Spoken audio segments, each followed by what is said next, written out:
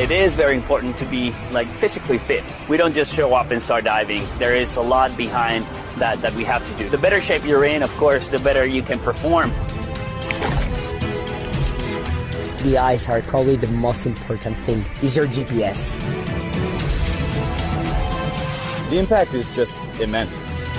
To be physically strong is a must. If you don't break the water, then the water's going to break you.